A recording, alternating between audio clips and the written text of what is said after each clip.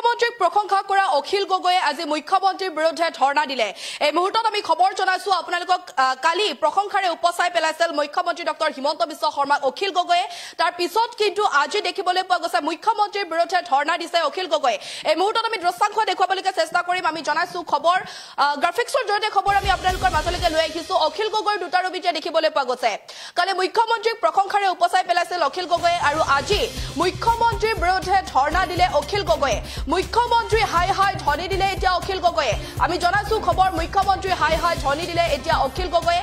কালি শিৱসাগৰত মুখ্যমন্ত্ৰীক উচ্চ প্ৰশংসা কৰিছিল অখিল গগৈয়ে আৰু আজি সচলত মুখ্যমন্ত্ৰীৰ বিৰুদ্ধে ধৰ্ণা দিছে অখিল গগৈয়ে। এই মুহূৰ্তত আমি দৃশ্যাংশ দেখুৱাবলৈ চেষ্টা কৰিম। কালি মুখ্যমন্ত্ৰীক প্ৰশংসাৰে উপচাই পেলাইছিল অখিল গগৈয়ে আৰু আজি দেখিবলৈ পোৱা গৈছে মুখ্যমন্ত্ৰীৰ বিৰুদ্ধে এতিয়া ধৰ্ণা দিছে অখিল গগৈয়ে। মুখ্যমন্ত্ৰী হাই হাই শ্লোগানেৰে তেওঁ প্ৰতিবাদ সাব্যস্ত কৰিছে এতিয়া অখিল গগৈয়ে। কালি শিৱসাগৰত মুখ্যমন্ত্ৰীক উচ্চ প্ৰশংসা কৰিছিল অখিল গগৈয়ে আৰু আজি সচলত দেখিবলৈ পোৱা গৈছে মুখ্যমন্ত্ৰীৰ বিৰুদ্ধে এতিয়া ধৰ্ণা দিছে। ফুল এম্বিয়েন্সৰ জৰিয়তে প্ৰথমে কিছু দৃশ্যাংশ দেখুৱাই ল'বলৈ চেষ্টা কৰিম।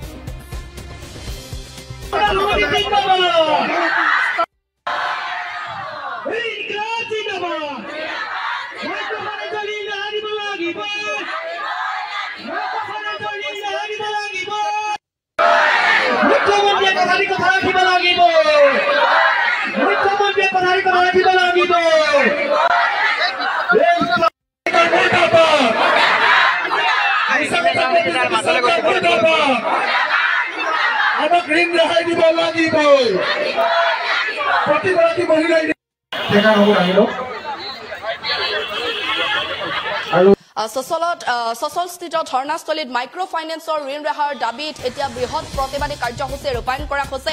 কৃষক মুক্তি সংগ্ৰাম সমিতি আৰু নাৰী মুক্তি সংগ্ৰাম সমিতিৰ উদ্যোগত ৰূপায়ণ কৰা হৈছে এই বৃহৎ প্ৰতিবাদী কাৰ্যসূচী। প্ৰতিবাদত অংশগ্ৰহণ ৰাজ্যৰ বিভিন্ন প্ৰান্তৰ সহস্ৰাধিক মহিলা। প্ৰতিবাদৰ মাজতে প্ৰতিবাদস্থলীত উপস্থিত হৈছে বিধায়ক অখিল গগৈ আৰু অখিল গগৈ উপস্থিত হৈ প্ৰতিবাদকাৰীসকলৰ উদ্দেশ্যে বক্তব্য ৰখাৰ লগতে বিভিন্ন চৰকাৰ বিৰোধী শ্লোগান দি পৰিৱেশ উত্তাল কৰি তোলা পৰিলক্ষিত হৈছে। ইয়াৰ মাজতেই প্ৰতিবাদস্থলীত প্ৰাক্তন কংগ্ৰেছী মন্ত্ৰী প্ৰণতি ফুকন আৰু অসম জাতীয় পৰিষদৰ নেতা জগদীশ ভূঞাকে ধৰি বহু ৰাজনৈতিক ব্যক্তি উপস্থিত থাকে। আমি আপোনালোকক জনাইছো খবৰ ইতিমধ্যে অখিল গগৈৰ এতিয়া দুটা ৰূপ দেখিবলৈ পোৱা গৈছে, য'ত কালি মুখ্যমন্ত্ৰী ডক্টৰ হিমন্ত বিশ্ব শৰ্মাক প্ৰশংসাৰে উপচাই পেলাইছিল আৰু আজি মুখ্যমন্ত্ৰীৰ বিৰুদ্ধে এতিয়া ধৰ্ণা দিছে অখিল গগৈয়ে। মুখ্যমন্ত্ৰী হাই হাই শ্লোগানেৰে প্ৰতিবাদস্থলী এতিয়া উত্তাল কৰি তুলিছে অখিল গগৈয়ে। কালি শিৱসাগৰত মুখ্যমন্ত্ৰীক উচ্চ প্ৰশংসা কৰিছিল অখিল গগৈ আৰু এতিয়া সচলত মুখ্যমন্ত্ৰীৰ বিৰুদ্ধে এতিয়া ধৰ্ণা দিছে। মাইক্ৰ ফাইনেন্সৰ ঋণ ৰেহাইৰ দাবীত এতিয়া ধৰ্ণা দিলে অখিল গগৈয়ে।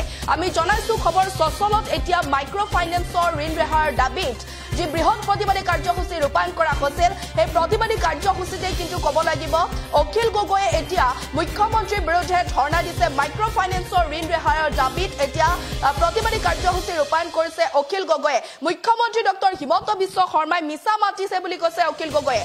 আমি জনাইছো খবৰ মুখ্যমন্ত্ৰীগৰাকীয়ে এতিয়া মিছা মাতিছে বুলি কৈছে। 12,500 কোটি টকাৰ ঋণ যেতিয়ালৈকে মাফ নকৰিব তেতিয়ালৈকে কিন্তু হিমন্ত বিশ্ব শৰ্মাৰ ৰেহাই দিয়া নহ'ব বুলি ইতিমধ্যে অখিল গগৈয়ে এই কথা উল্লেখ কৰিছে। তেওঁ মুখ্যমন্ত্ৰীৰ বিৰুদ্ধে এতিয়া ধৰ্ণা দিছে। মন্তব্য আছে অখিল গগৈৰ, সেয়া আমি আপোনালোকৰ মাজত লৈ আহিছো।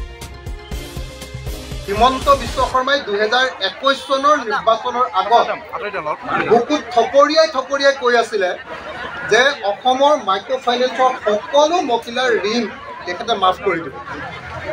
তেখেতে কৈছিলে যে কোনো মহিলাই অসমৰ মাইক্ৰ ফাইনেন্সৰ ঋণ মাৰিব নালাগে, ঋণ পৰিশোধ কৰিব নালাগে, সেই দায়িত্ব বিজেপি চৰকাৰৰ। আৰু হিমন্ত বিশ্ব শৰ্মাই কৈছিলে যে বিজেপি চৰকাৰ 2021 পোৱাৰ লগে লগে বিজেপি চৰকাৰে 100% ঋণ মাফ কৰাৰ ব্যৱস্থা গ্ৰহণ কৰিব।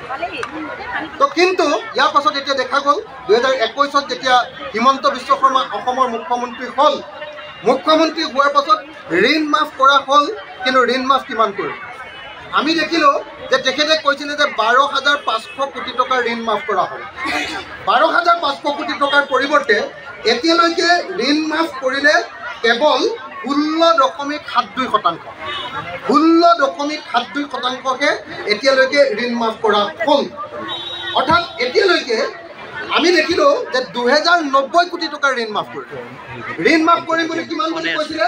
12,500 কোটি টকাৰ ঋণ মাফ কৰিম বুলি কৈছিলে ঋণ মাফ কৰিলে 2090 কোটি টকা অৰ্থাৎ বাকীবিলাকৰ অৰ্থাৎ এতিয়া আজিৰ দিনটোত আমি দেখিবলৈ পালোঁ যে এতিয়া প্ৰায় 84% মানুহৰ 84% মহিলাৰ ঋণ এতিয়ালৈকে আছে আৰু সেই ঋণ এতিয়া কি হৈ গৈছে সুদ বাঢ়ি বাঢ়ি চক্ৰবৃদ্ধি সুদ বাঢ়ি বাঢ়ি গৈ এতিয়া মহিলাবিলাক ওলাব নোৱাৰাৰ পৰিস্থিতি হৈছে এতিয়া আকৌ বেংকবিলাকে মাইক্ৰ' ফাইনেন্স কোম্পানীবিলাকে মানুহবিলাকৰ ওপৰত হেঁচা প্ৰয়োগ কৰিছে মানুহবিলাকক আকৌ অত্যাচাৰ কৰা আৰম্ভ কৰিছে সেইকাৰণে এতিয়া উপায়বিহীন হৈ মহিলাসকলে আকৌ প্ৰতিবাদৰ পথ ল'বলৈ বাধ্য হৈছে অসমৰ মুখ্যমন্ত্ৰীজনে মিছা কথা ক'লে অসমৰ মুখ্যমন্ত্ৰীজনে ভুৱা প্ৰতিশ্ৰুতি দিলে অসমৰ মুখ্যমন্ত্ৰীজনে এতিয়া হাত দাঙি দিছে এতিয়া কৈছে যে মই যিমানখিনি ঋণ মাফ কৰি মুখ্যমন্ত্ৰীয়ে মিছা মাতিছে অসমৰ মুখ্যমন্ত্ৰীয়ে এতিয়া ভুৱা প্ৰতিশ্ৰুতি প্ৰদান কৰিছে বুলি অখিল গগৈয়ে এতিয়া সচলত ধৰ্ণা দিছে মুখ্যমন্ত্ৰীৰ বিৰুদ্ধে এতিয়া ধৰ্ণা দিছে অখিল গগৈয়ে কালি মুখ্যমন্ত্ৰী ডক্টৰ হিমন্ত বিশ্ব শৰ্মাক য'ত প্ৰশংসাৰে উপচাই পেলাইছিল অখিল গগৈয়ে আৰু আজি মুখ্যমন্ত্ৰীৰ বিৰুদ্ধে এতিয়া ধৰ্ণা দিছে মুখ্যমন্ত্ৰীৰ হাই হাই শ্লোগান দিছে এতিয়া অখিল গগৈয়ে কালি শিৱসাগৰত মুখ্যমন্ত্ৰীক উচ্চ প্ৰশংসা কৰিছিল অখিল গগৈয়ে আৰু আজি সচলত মুখ্যমন্ত্ৰীৰ বিৰুদ্ধে ধৰ্ণা দিছে মাইক্ৰ' ফাইনেন্সৰ ঋণ ৰেহাইৰ দাবীত এতিয়া যি বৃহৎ প্ৰতিবাদী কাৰ্যসূচী ৰূপায়ণ কৰা হৈছে তাত অখিল গগৈয়ে এতিয়া অংশগ্ৰহণ কৰিছে আমি জনাইছো মুখ্যমন্ত্ৰীৰ বিৰুদ্ধে এতিয়া ধৰ্ণা দিছে অখিল গগৈয়ে মুহূৰ্তত আমি খবৰ জনাইছো মুখ্যমন্ত্ৰীৰ হাই হাই শ্লোগান দিছে অখিল গগৈয়ে আমি খবৰ জনাইছো আপোনালোকক আৰু সচলত মুখ্যমন্ত্ৰীৰ বিৰুদ্ধে এতিয়া ধৰ্ণা দিছে 12,500 কোটি টকা ঋণ যেতিয়ালৈকে মাফ নকৰিব তেতিয়ালৈকে কিন্তু হিমন্ত বিশ্ব শৰ্মাক ৰেহাই নিদিব বুলি ইতিমধ্যে অখিল গগৈয়ে এই কথা উল্লেখ কৰিছে এতিয়ালৈকে 2,090 কোটি টকা ঋণ মাফ কৰিছে আৰু ঋণ মাফ নকৰিলে তেওঁ কিন্তু ৰেহাই দিয়া নহব বুলি ইতিমধ্যে উল্লেখ কৰিছে অখিল গগৈয়ে সচলত ইতিমধ্যে প্ৰতিবাদী কাৰ্যসূচী ৰূপায়ণ কৰিছে অখিল গগৈয়ে আমি যি এমবিএছৰ জৰিয়তে দৃশ্যাংশ আছিল আমি পুনৰবাৰ আপোনালোকৰ মাজত লৈ আহিছো আৰু বক্তব্য আছে অখিল গগৈৰ আৰু কিছু সেয়া আমি আপোনালোকৰ মাজত লৈ আহিছো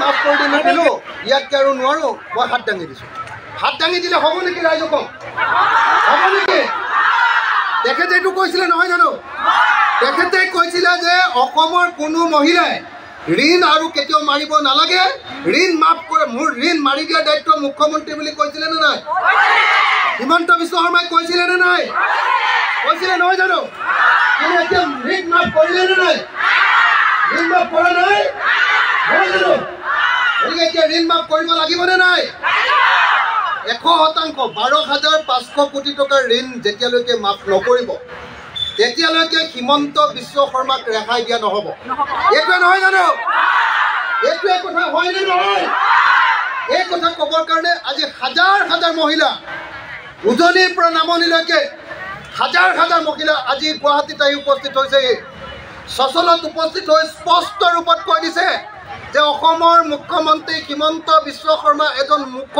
এজন মিছলীয়া মুখ্যমন্ত্ৰী হয়নে নহয় অসমৰ মুখ্যমন্ত্ৰী হিমন্ত বিশ্ব শৰ্মা এজন মিছলীয়া মুখ্যমন্ত্ৰী হয়নে নহয় তেওঁ 12,500 কোটি টকাৰ ঋণ মাফ কৰিম বুলি কৈ এতিয়া কেৱল 2,090 কোটি টকাৰ ঋণ মাফ কৰিছে আৰু এই ঋণ মাফ কৰি কেতিয়াও ৰেহাই তেওঁ কেতিয়াও এৰি দিয়া নহ'ব হয়নে নহয় আজি এই কথা ক'বৰ কাৰণে অসমবাসী ৰাইজ অসমৰ মহিলাসকল আহি ইয়াত উপস্থিত হৈছে এতিয়া হিমন্ত বিশ্ব শৰ্মাই বুজি পাব যে অকল অৰুণোদয় আঁচনি দি তেওঁ গোটেই জীৱন অসমৰ মহিলাসকলক কিনি ল'লোঁ বুলি যিটো ভাবিছিলে সেই ভবা কথাটো যে কেতিয়াও নহয় ভবা কথা নহয় সিদ্ধি বাটত আছে কণা বিধি হয়নে নহয় আমি এৰি দিম নেকি হিমন্ত বিশ্ব শৰ্মাই আমাক ঋণ মাফ কৰিম বুলি কৈছিলে নে নাই কৈ দিয়াৰ কাৰণে আমি ঋণ নেমাৰিলোঁ হয়নে নহয় এতিয়া আমাৰ সুদ বাঢ়ি গৈ আছে নে নাই আমি বিপদত পৰিছোঁ নে নাই গতিকে বিপদত পৰা মহিলাসকলক যদি উদ্ধাৰ নকৰে তেতিয়াহ'লে হিমন্ত বিশ্ব শৰ্মা চৰকাৰখনক ৰেহাই দিয়া নহ'ব সেই কথা ক'বৰ কাৰণে আজি প্ৰথমবাৰৰ কাৰণে গুৱাহাটীত আন্দোলনৰ কাৰ্যসূচী লোৱা হৈছে ইয়াৰ পাছত ইটোৰ পাছত সিটো আন্দোলনৰ কাৰ্যসূচী লোৱা হ'ব আৰু দৰকাৰ পৰিলে হিমন্ত বিশ্ব শৰ্মা চৰকাৰক ভাঙি দিয়া হ'ব কিন্তু কেতিয়াও